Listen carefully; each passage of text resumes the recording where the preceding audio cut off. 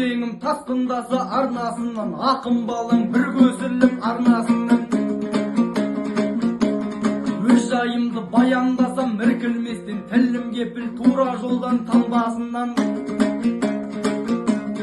Ес білгеннен балаң едім ертеден ақ, өлең жырда артық көрген шаруасынан. Абылай ханның Ералыдай немересем, қыран болып қанат қаққан жарбасынан. Райымбектей батыр туған өңірдемін, шаршы топта көз жазбаған жолдасынан.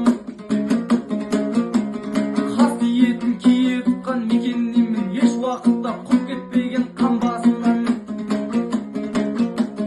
11 оқып өргім толған балаң едім, жол іздеген ұлылардың жалғасынан.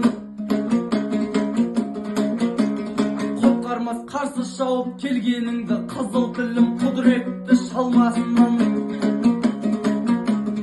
Қолаға қатыссам деп талаптандым, дода көрсем тізгін тартпай алға сырғам.